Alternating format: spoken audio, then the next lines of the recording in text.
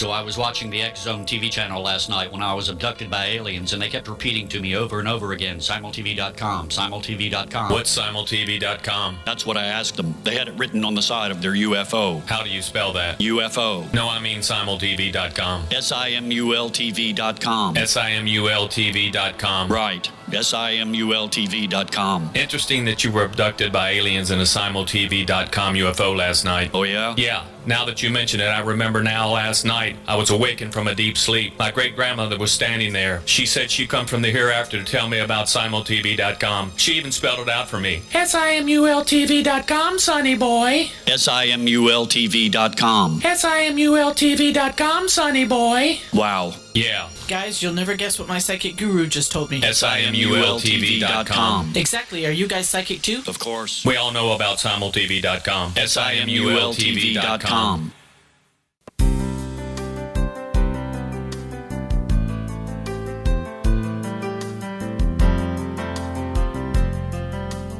Welcome to Mission Evolution Radio Show with Gwilda Wiyaka, bringing together today's leading experts to uncover ever-deepening spiritual truths and the latest scientific developments in support of the evolution of humankind. For more information on Mission Evolution Radio with Gwilda Wiyaka, visit www.missionevolution.org. And now, here's the host of Mission Evolution, Miss Gwilda Wiyaka. Hello, dear friends, and welcome to Mission Evolution Radio Show, where we share innovative thoughts and explore deepening truth in support of the path to unity and enlightenment. I'm your host, Gwilda Wiyaka. This hour, we'll be looking at the trap of unforgiveness. There's nothing that stops personal evolution in its tracks faster than unforgiveness, as an unforgiving heart is frozen in place. Rather than broadcasting the frequency of love, it's locked down, holding a grudge. Grudges keep us trapped in the past and unavailable to connect with a unifying force of love in the present. This lockdown condemns us to an isolated future. Given that we're currently evolving into unity, the inability or unwillingness to forgive becomes a slow, painful devolution into bitterness, loneliness, and despair. Yet, how does one forgive? It's not as easy as it sounds. Often we might say we forgive only to find the grudge reemerging to haunt us. Could it be that the forgiveness we need is for ourselves rather than those we perceive to have wronged us? Is it possible that the underlying problem is victimhood used to cover personal guilt and shame? What is the anatomy of forgiveness, and how do we achieve it? With us this hour to explore the power of forgiveness and how to obtain it is Reverend Misty Tyme, author of The Forgiveness Solution, the step-by-step process to let it go. She's a forgiveness expert, speaker, certified death doula, and creator of the forgiveness algorithm. Reverend Misty was ordained in 2015 after spending 2 years in One Spirit Interfaith Seminary. Previously, she had a long, successful career in corporate healthcare. Her website, revmisty.com. Misty, thanks for joining us on Mission Evolution. Thank you for having me. I'm so excited to be here. Now, I'm not familiar with where you were ordained. Could you tell us a little bit about, what is it, the One Spirit? One Spirit Interfaith Seminary. Mm-hmm. Well, One Spirit Interfaith Seminary has been around quite a long time, and it was founded by an amazing woman. And her goal was to study all major religions, not just one, but to understand our connections versus our disconnection. And when I went searching to go to seminary, I really wanted to study all major religions. I wanted to work in hospice, end-of-life care. I always say conversion wasn't my job. Acceptance and loving was. So that's how I found One Spirit Interfaith Seminary. And I will tell you, I went to seminary thinking that I was just going to get the credentials and the education. Really, I went deep, deep, deep, and it really was to grow my own soul. It was fantastic. It's funny, we go into things thinking we're going to be in service to others, and really it's us that needs the changing, right? Exactly. Yeah. So you were a death doula. Where'd you train for that? Also out of New York, Doula Givers International, an amazing organization that trains death doulas to be of service. Death doulas is kind of a new concept over the last probably 25 years, and it really fills a need where hospice is amazing, just like wonderful people with soft, squishy hearts to help you at end of life and help the families. But as our healthcare system has changed, they don't spend as much time as they would like to. And that's where death doulas come in. It's actually a private service that the family can choose, and death doulas stay longer and all the way through the funeral service and grief counseling. Would you mind describing exactly what a death doula is and how it differs from the ones like the shaman and whatnot that used to help people cross? Well, it's similar. It's a companion for the dying. So death doulas are trained like hospice in the stages of dying. So they help the family understand those stages, really the companion for the person who is dying to talk about things that they might not necessarily want to talk about with their family right away. Also to help them with their wishes, to help execute exactly what it is they want, how they want things to look. And then most importantly, it's a support system for the family after the person passes, helping them with grief and set up the funeral and just really be there as a companion. It sounds like a lovely service. Yeah. So before we talk about forgiveness, let's look at perceived wrongs that make forgiveness necessary. What does make forgiveness necessary? Well, I love to go back to expectations. We all have them, and guess what? It's totally normal to have expectations. Expectations of yourself, people who are in your life, whether it be personal or business, your parents, your siblings, even your own children. When our children are born, sometimes we're thinking doctor, lawyer. By the time they hit teenagers, our expectations change to law-abiding citizen. We really have expectations, and they usually come from a very, very good place. But it also comes from our own belief systems, our path, and we like to put that onto others. And some people don't have the will or the skill to meet your expectations. And what I mean by that is some people just plain old don't want to. They don't have the will. Where others, they start out with the will. They say, yes, I decide I want to be this in your life, whatever that is, fill in the blank. And then they really don't have the training or the skills, and so they lose their will. Very common in parenting, actually. We all hear about the person that their father left, their mother left. When they decided to be a parent or when they found out they were going to be a parent, I guarantee you their expectations for themselves and how it was going to go was probably amazing. But ultimately with their own issues, lots of times it's addiction, alcoholism, mental health issues, or they never were trained how to do that and they lose their will. Very common. So some people start out with the will, don't have the skill, and lose their will to fulfill your expectations. And what does that do to us? Well, it causes pain, anger, and unfulfilled expectations. And that gets seated, and you mentioned this at the beginning, in our hearts. We become frozen in place with our pain, anger, and unfulfilled expectations. Well, it sounds like the more expectations we have of others, the more we're setting ourselves up to be hurt or disappointed. I mean, we can't control other. Is there some way around that? Well, some people say, well, then I'll try not to have any expectations. I'm like, go ahead, you give that a try. It's our human nature to have expectations of others and of ourselves. We want to do things the way we would like it to be. It's also a sense of control, right? When we realize we don't really have a lot of control, that helps. But ultimately, it's to be really open with your communication. As adults, it's very hard to do as children, but as adults, to have an open conversation, like plain, this is my expectation. I expect this and this. Is it possible? Are you going to be able to fulfill those expectations? Do I need to shift my expectations? And that's a really important skill that we learn as adults, but usually we go through a lot of pain and frustration first before we learn that other people might not see things the same way we do, and that we have to shift our expectations. But my question is, if you were able to do that ahead of time, what would you do? You would save yourself some pain, anger, and frustration, and understand that this is about them and not about you.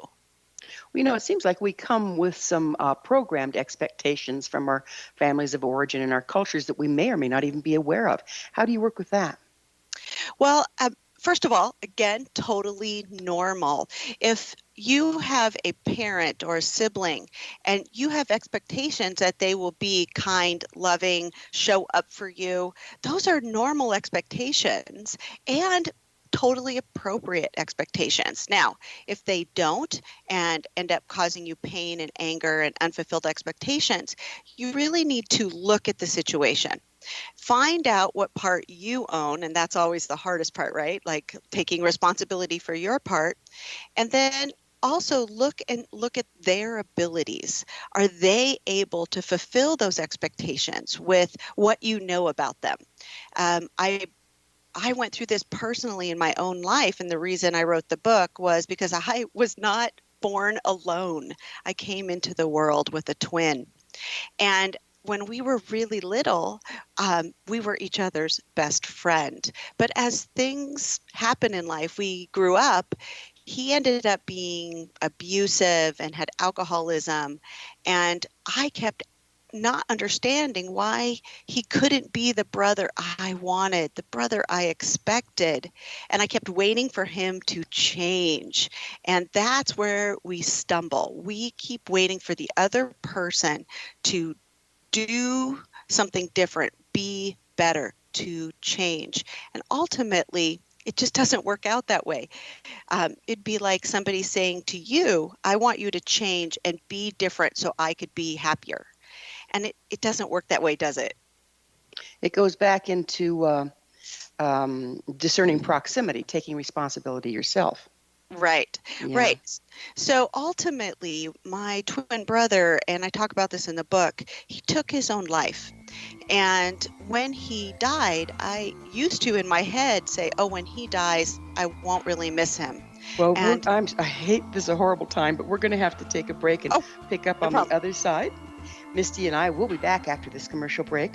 You're listening to the Mission Evolution Radio Show, coming to you on the X-Zone Broadcast Network, www.xzbn.net.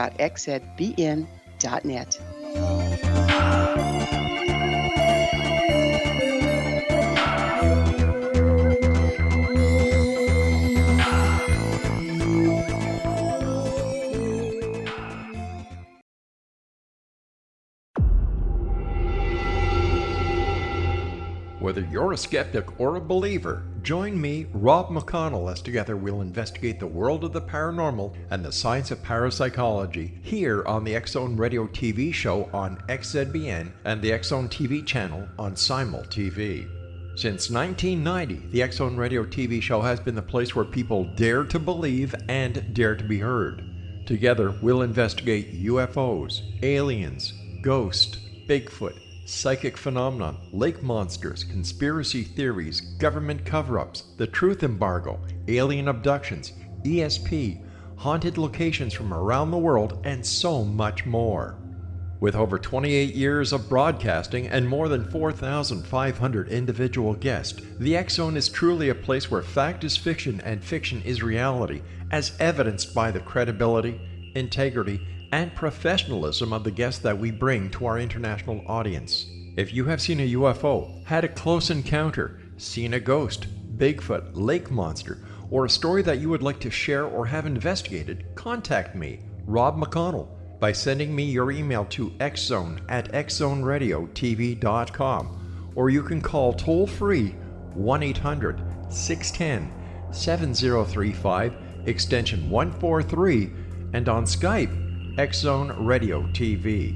For more information on the X-Zone Radio TV show with yours truly, Rob McConnell, visit www.xzoneradiotv.com or www.xzonetvchannel.com or simultv.com and xzbn.net. Until next we meet here in the X Zone from our broadcast center and studios in Hamilton, Ontario, Canada, always remember, X Zone Nation, keep your eyes to the sky and your heart in the light.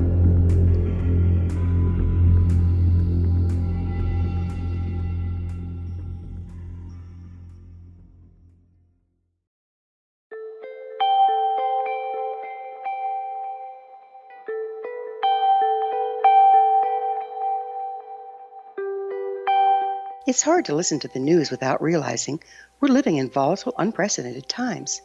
Yet never has there been such an opportunity to transform the human condition. As old structures fail, where can we find the guidance to co-create a better way?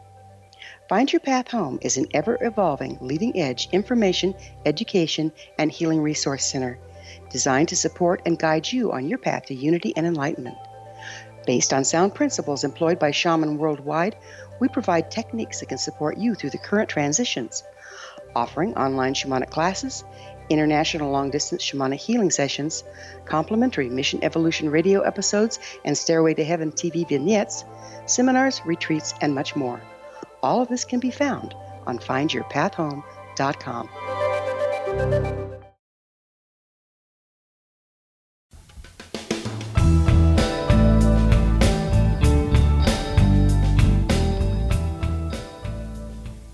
Welcome back. This is Mission Evolution Radio, dedicated to unification and evolution of consciousness. Remember, past episodes are available on our website, missionevolution.org. I'm your host, Gwilda Wiyaka, and our guest this hour is Reverend Misty Tyme. Her website, reverendmisty.com. We were just getting into how when you lost your brother, you had to really move through some issues about forgiveness. Would you mind continuing? Well, thanks so much. Yeah, when someone dies, we have to grieve them, right? It's part of missing so much, missing who they were in your life. But when we have unforgiveness towards them, we have to not only grieve who we thought we wanted them to be in our life, what we wanted them to be in our life, but actually who they were. And so I ran into that exact situation when my brother died. I was really stuck, really thinking that he just wasted his life. And I was angry. And I was angry that he couldn't fix it and that he caused so many people pain. And I wanted him still, even after he died, I wanted him to magically change.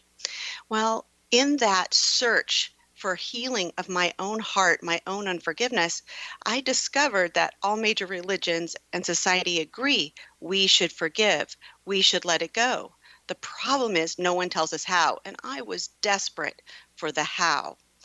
Ultimately, I found the how by reading really amazing books, talking to people who are experts in not only forgiveness, but religion and relationships. And that's how I wrote the book, because I understood quickly that I wasn't the only one that has grief and unforgiveness. Well, what I'm wondering here is, what part does who are we really angry with? The perceived perpetrator or ourselves for falling victim? I would say both, because we're angry that we didn't have any control, that they didn't listen to us. We feel like we were right and they were wrong. In our society, we love to be right.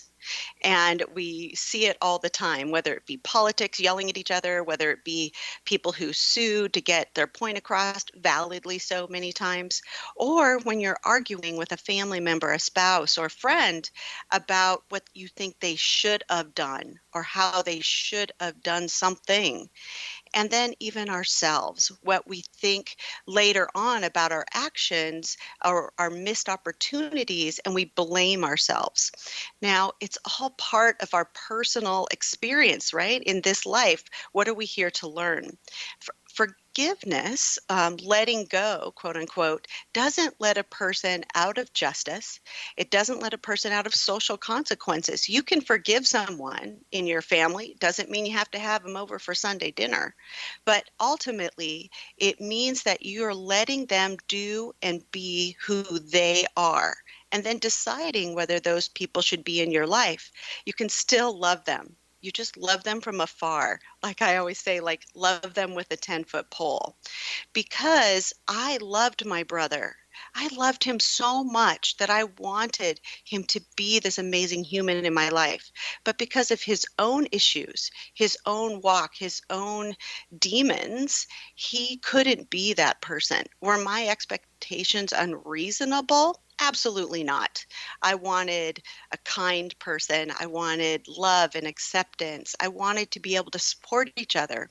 Ultimately, that's not his goal, and he didn't have the abilities to do that. And How often are we in love with our expectations versus who the person is? oh goodness, I would definitely say that's our number one situation right there, is that we believe that our expectations of someone or something or a situation is the only way. We love to be right, and that's a big piece of it. And when we don't get that expectation filled the way we want to, that's when we pick up pain, anger, and unforgiveness. And Gwilda, I would also say this is when we turn into not our best selves. We've all been angry at someone. And when we do, we are willing to talk to anybody about how bad they are or how wrong they are and how right we are. Even the family dog gets to hear it, right? We get to try to get people on our side and our team to support our belief system. Yeah, the good old polarization and campaigning thing. Right. What part does personal guilt and shame play in here? Because it seems like there's a lot of projection going on at this point. Yes, I know even from personal experience that I talked about my brother behind his back, whether it be to family members or anybody. And that's not my normal personality, but it was coming from my pain. And I felt terribly guilty and shameful for my actions later. And I wish I could have handled it differently.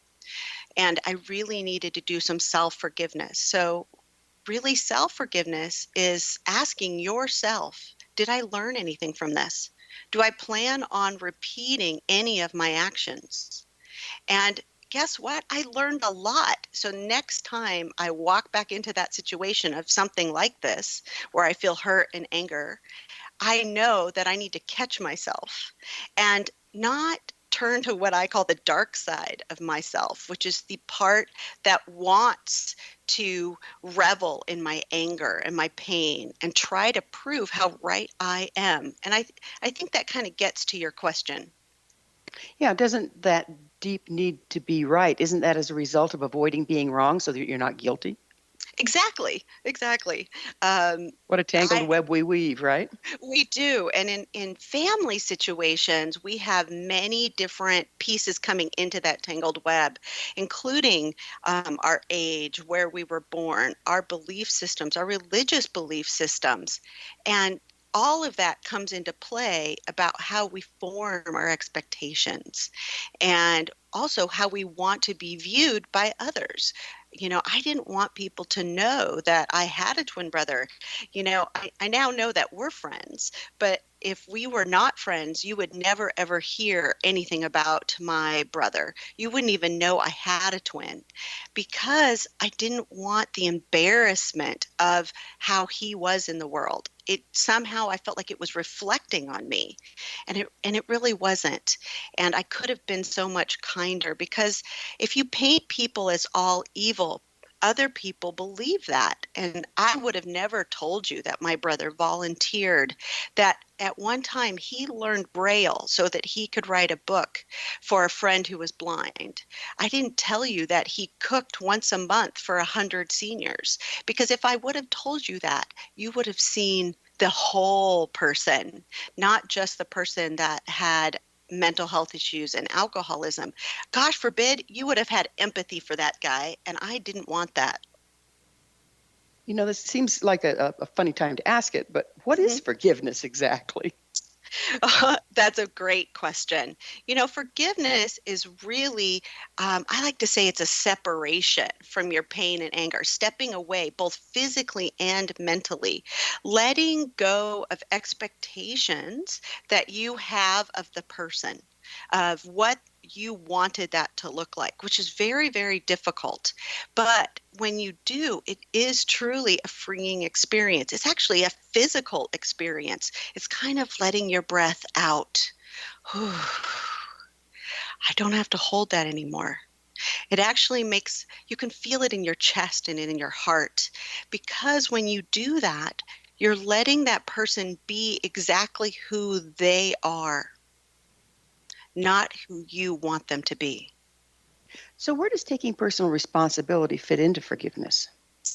Well, I mentioned slightly before that when anybody found out I had a twin brother, my first reaction was to tell you how horrible he was, because it made me feel better about me.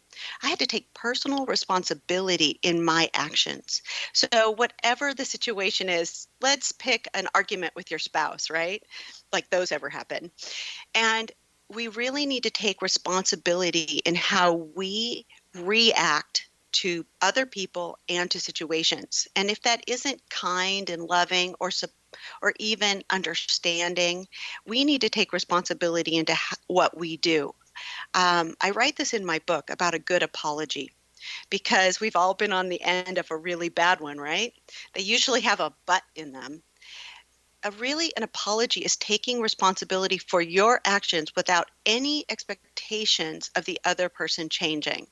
Now, let me explain that. I had every intention of going to my brother, and it had to do with another family death, and explaining to him how much he had hurt me through his whole life and how I forgave him, quote unquote. That was not an apology.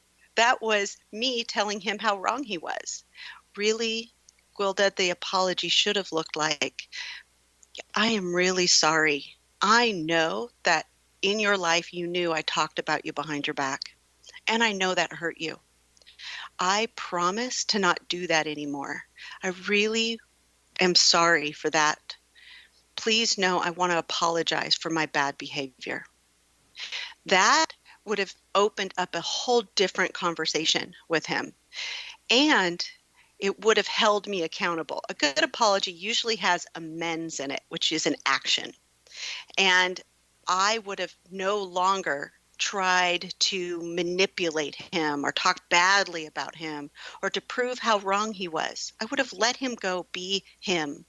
Now, again, his behaviors, I didn't really want those in my life often, but I would have had him. Well, it's time for another short pause. Misty and I will return to our discussion on the other side of this break, so you stay right there. This is Mission Evolution Radio Show on the X Zone Broadcast Network, www.xzbn.net.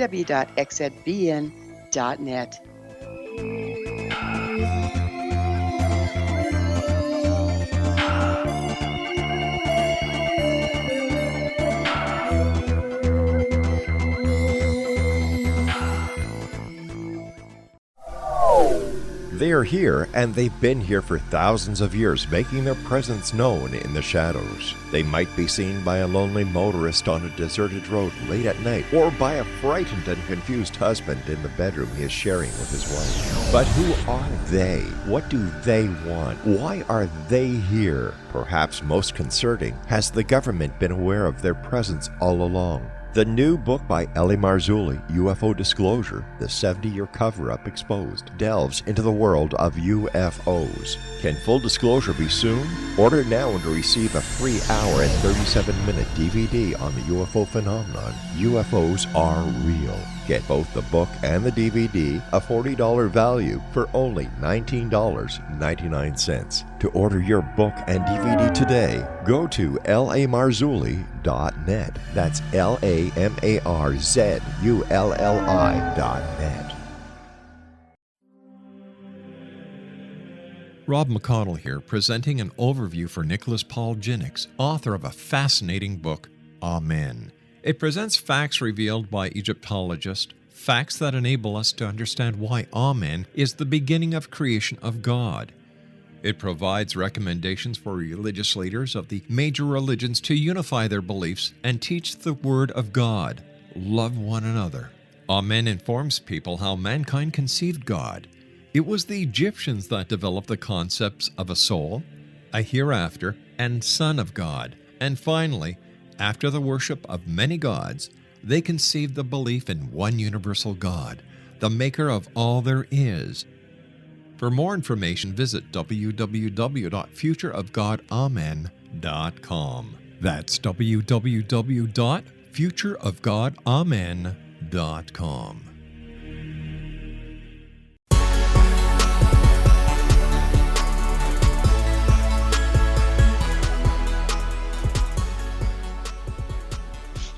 Welcome back. This is the Mission Evolution Radio Show, www.missionevolution.org, bringing the latest tools and information to support the path to enlightenment. I'm your host, Gwilda Wiyaka. Our guest this hour is Reverend Misty Tyme. Her website, revmisty.com. Misty, isn't forgiveness the natural result of healing? I mean, healing ourselves. It's an inside job, yes? It is an inside job. I love that because many times we try to get somebody on the outside to heal our insides. We want people to change so that we can feel better. And forgiveness really is an inside job. I love that. Thank you. I might have to steal that. Yes, you're welcome to it. As long as we're unforgiving, we remain victim. What can you tell us about being a victim and the impact it has on our life? Well, it kind of, from personal experience, and I would have never thought of myself as a victimhood type of person, but I will tell you, issues with my family helped me say that I was right. So it kept me in the victimhood of this bad stuff happened to me, and they are horrible people, and because of that, I am a better person. It kept me in that righteousness mode, and it definitely kept me in victimhood. I would say that I made decisions from my victimhood.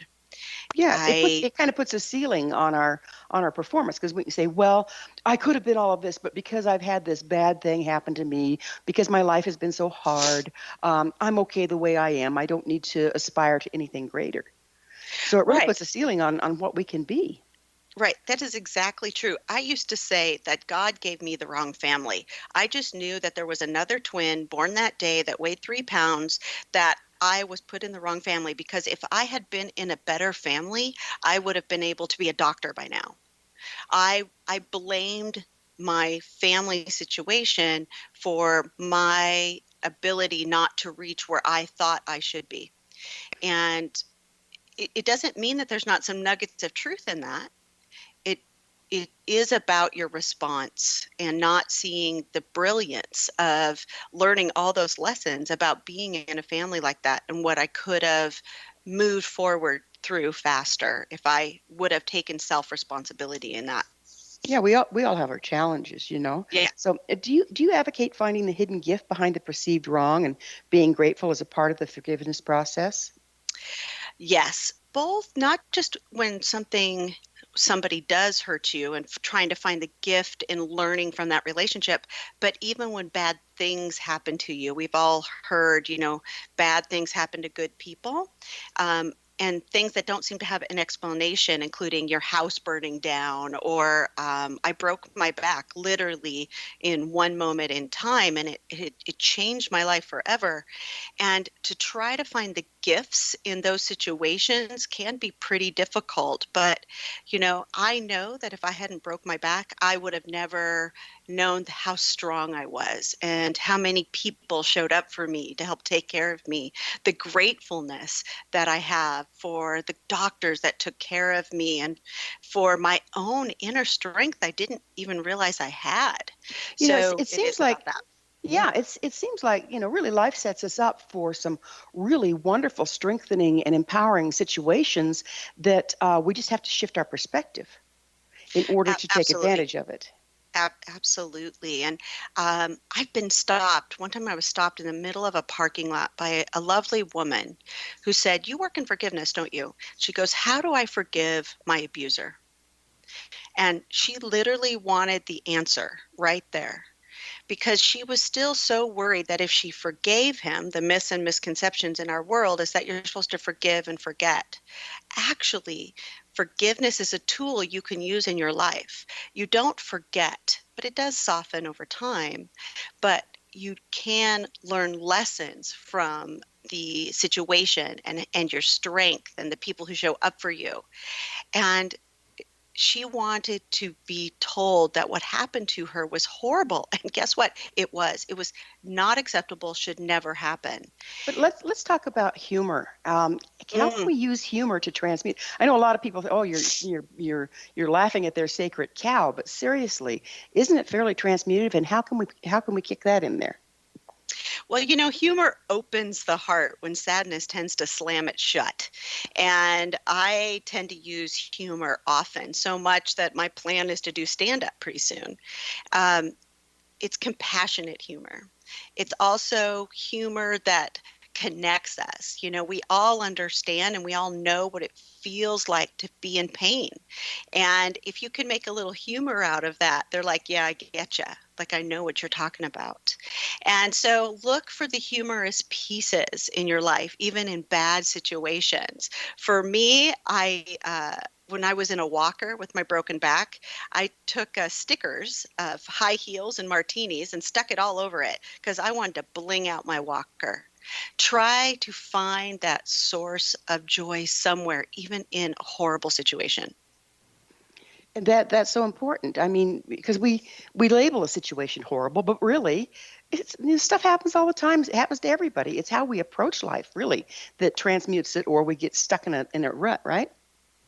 Right. And that's also normal. Like, we feel like we're the only ones that have had this horrible thing happen to them.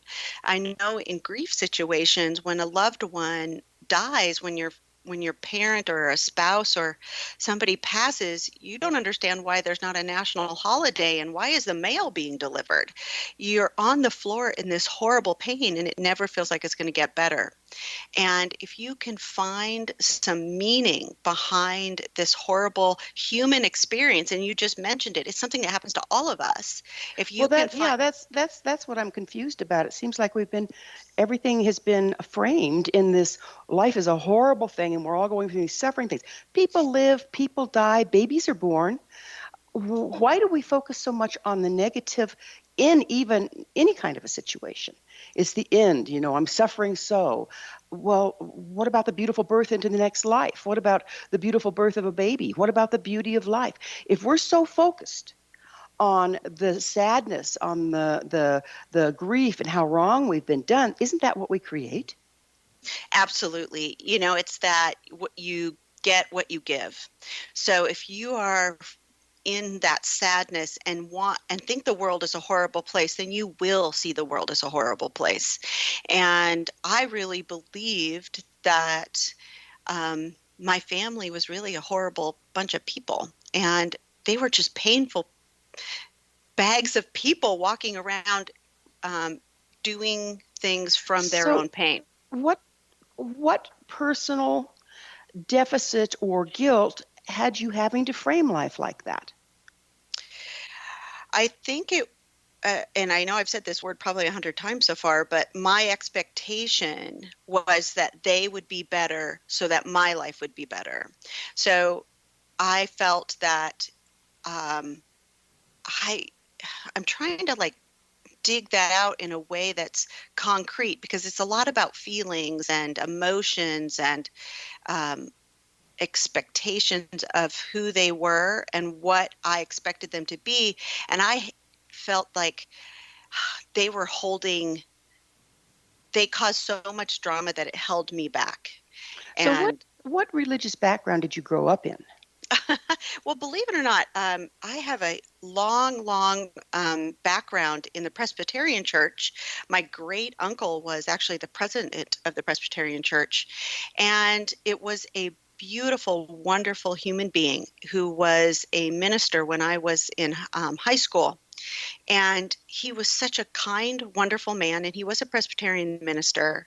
And because of him, I knew that God was big, really big.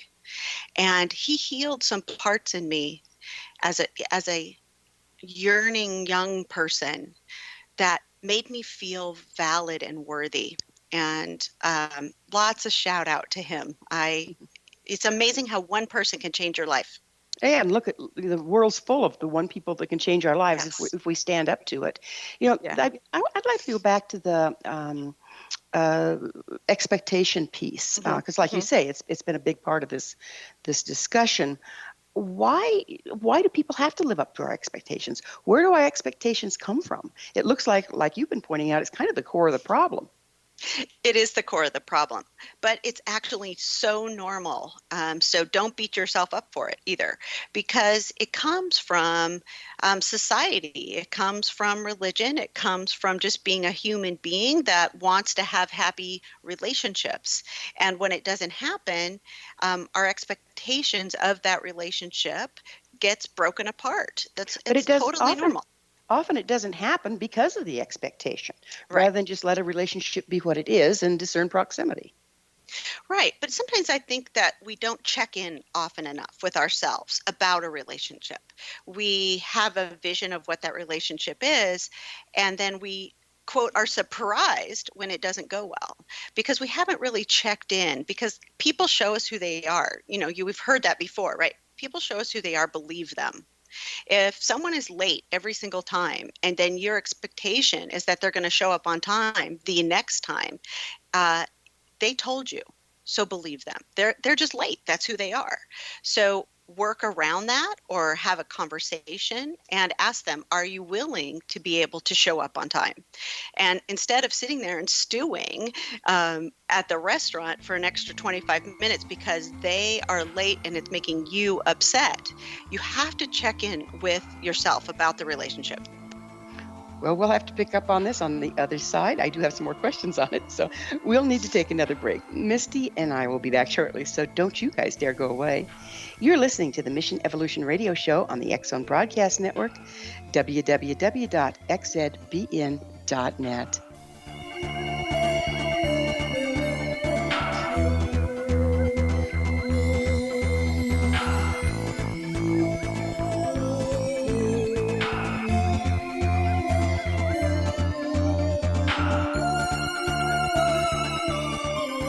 You have heard of the X Zone? Now watch it on Simul TV, plus 500 video games, live TV channels, free video on demand, worldwide, and more. Does this sound like tomorrow's television? Well, it is, but you can have it today, right now. It is Simul TV. Simul TV offers what the others only wish they could provide. 15 exclusive channels like X Zone, sci-fi, and horror. We are worldwide. No other provider offers that. 500 built-in video games. No need to have an extra expensive system. We have them included. Free video on demand. Live streaming events from around the world. Interactive online network, and much more. Tomorrow's TV today. Simul TV. Sound too good to be true? Well, it's not. You can have Simul TV today. Sign up at simultv.com. Do it today.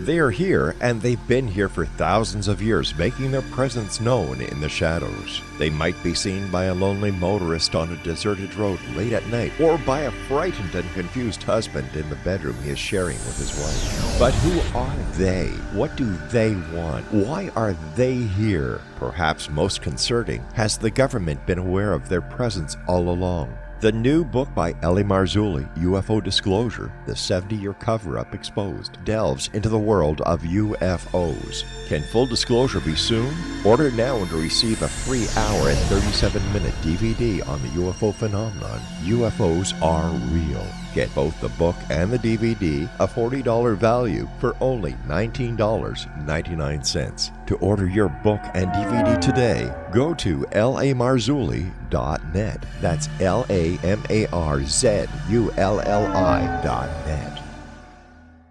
So I was watching the X Zone TV channel last night when I was abducted by aliens, and they kept repeating to me over and over again, simultv.com, simultv.com. What's simultv.com? That's what I asked them. They had it written on the side of their UFO. How do you spell that? UFO. No, I mean simultv.com. simultv.com. simultv.com. Right. simultv.com. Interesting that you were abducted by aliens in a simultv.com UFO last night. Oh, yeah? Yeah. Now that you mention it, I remember now last night I was awakened from a deep sleep. My great-grandmother was standing there. She said she'd come from the hereafter to tell me about simultv.com. She even spelled it out for me. simultv.com, sonny boy. simultv.com. simultv.com, sonny boy. Wow. Yeah. Guys, you'll never guess what my psychic guru just told me. simultv.com. Exactly. Are you guys psychic too? Of course. We all know about simultv.com. simultv.com.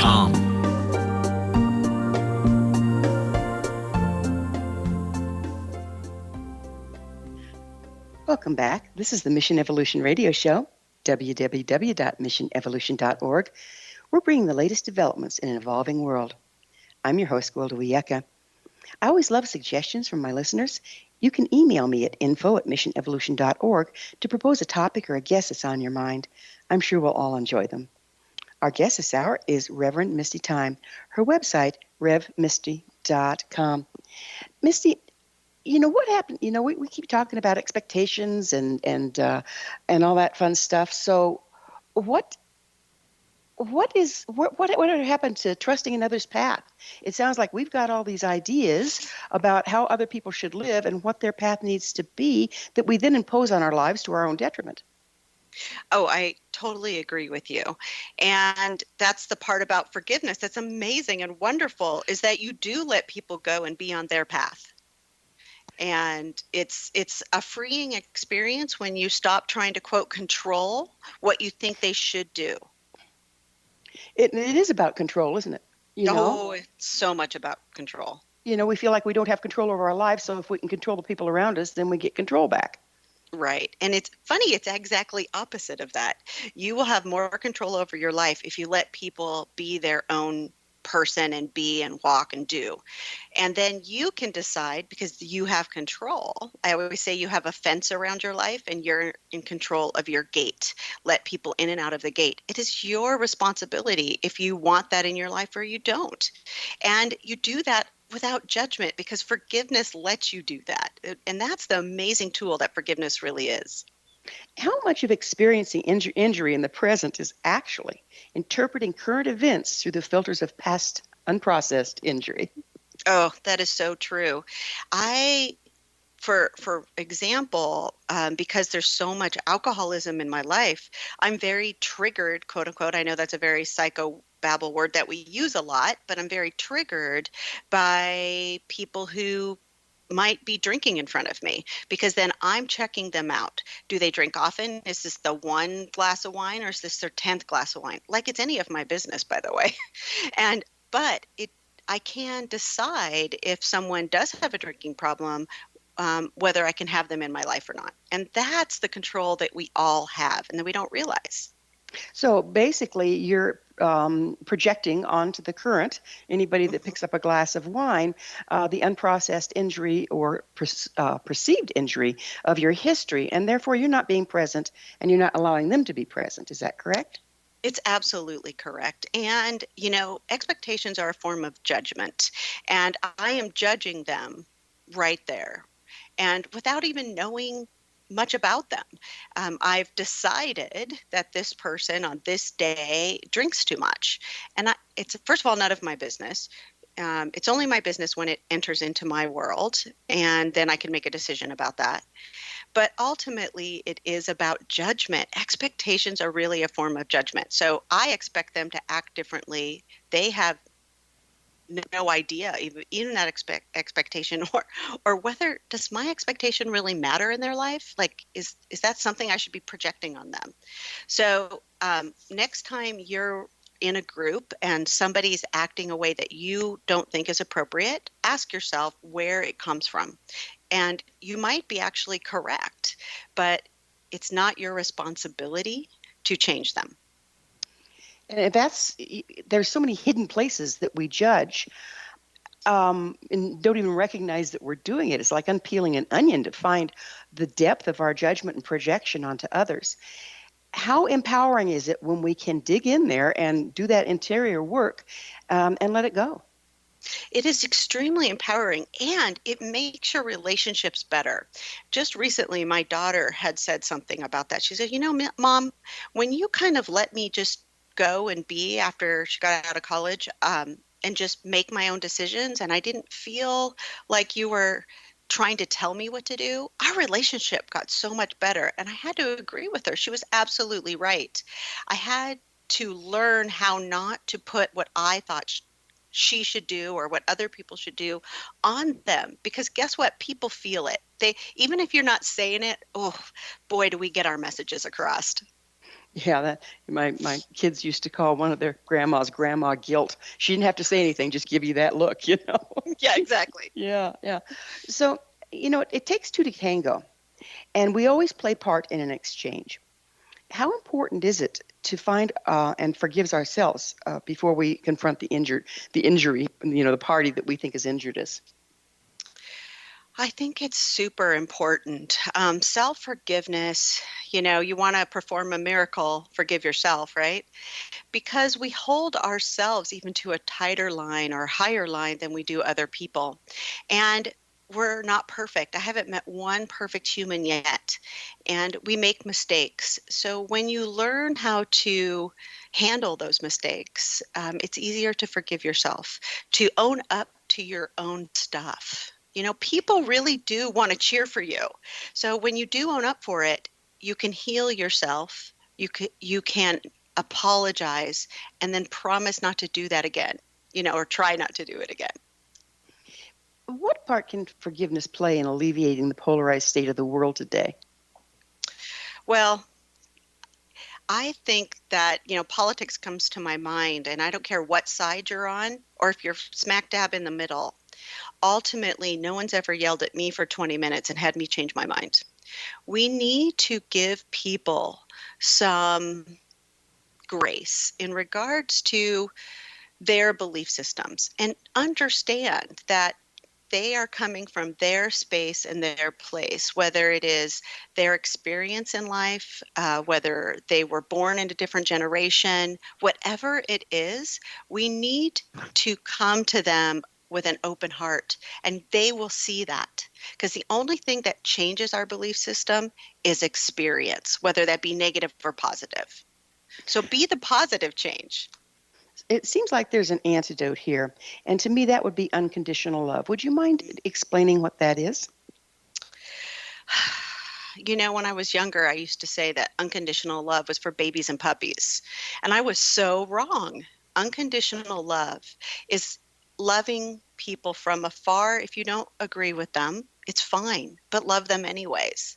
And with family members or exes, and I get this a lot about exes, people want them to be something different, but you need to love them anyways and let them be on their own course. They are on their journey discovering their own lessons. But you are a great example of loving unconditionally. I love you. I put boundaries around my life to keep my life safe and happy, but I love you. And that is such a powerful, don't you think that's powerful if somebody said, I don't agree with your position, but I love you anyways? Absolutely, it's powerful. And being able to love yourself is the first step, isn't it? Yes. And I didn't realize I didn't like myself very well until I went through this process. A blessing all the way around. Mm-hmm. Yeah. Does unforgiveness and holding grudges impact our ability to experience love? It does, because just like I'm triggered by people who drink too much, or in my opinion, drink too much, it sets us up to hold back and not see a person for who they really are. The whole picture, the good, the bad, the amazement. And it also affects our actions, right? Our actions of how we move within the world. We tend to be suspicious. If we've been hurt, we don't trust the next person that's going to come in. We put stuff on them from what happened with somebody else in the past. Very common when you have people who break up in love relationships. Their next relationship, they're just waiting for the person to do something horrible because they had that happen in a past relationship. So I agree with you that it affects every piece of us, what we choose to do, how we show up in the world. So what's the most important step, first step anyone can take to move towards forgiveness of self and other? Well, that's the thing I think that the world has really caused in the myths and misconceptions of forgiveness. It's like it's just supposed to magically happen in a blink of an eye. And funny, it actually does, but there's some work involved. We don't usually pick up unforgiveness, those anger and pain and unfulfilled expectations, immediately. Usually it's over some time.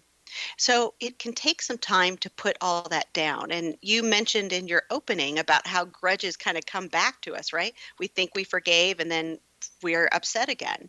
So it's a great idea to spend the time understanding that relationship, working through that. I talk about in my book with like some step-by-step stuff, like here, do this, do that, pray, read, go to counseling, talk to a friend, write a letter. Just don't send it, burn it and send it on its way. Work out what it is that you wanted and that didn't happen. And that's how you start moving towards forgiveness. And gosh darn it, empathy will sneak in, I promise you. And you'll be able to see the story in a different light, and you'll get those beautiful nuggets out that we spoke about earlier, about gratefulness. You'll see your strength. You'll see you in a different light also, not just the other person. So we've gone full circle in that forgiveness, true forgiveness, is a natural result of healing, and that's an inside job. Yes, it is. Absolutely. Well, unfortunately, it's hard to believe, but we're already out of time. Misty, thank you so much for coming on the show. Oh, thank you. Thank you so much. Our guest this hour has been author of The Forgiveness Solution, the step-by-step process to let it go, Reverend Misty Tyme. Her website, revmisty.com. Remember to join the email family to stay abreast of all the exciting new things we have coming up at missionevolution.org. This has been Mission Evolution Radio Show with Gwilda Wiyaka on the X Zone Broadcast Network, www.xzbn.net. Join us next time as the mission continues, bringing information, resources, and support to an evolving world.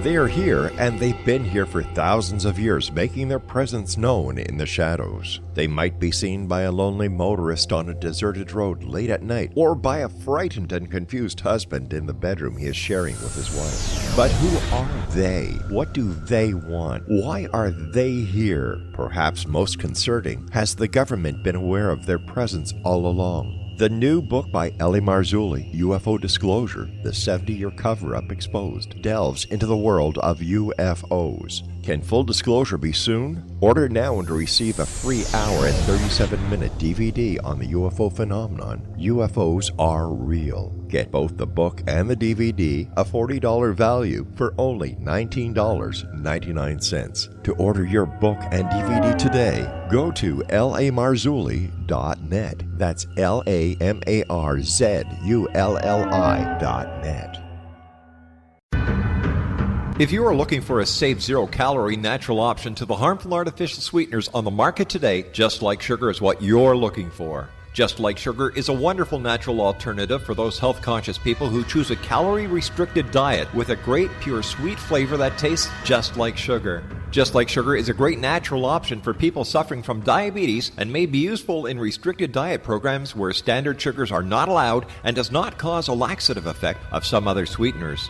Just Like Sugar comprises a perfect blend of chicory root fiber, natural calcium, natural vitamin C, and Just Like Sugar's sweetness comes from the natural flavors from the peel of the orange.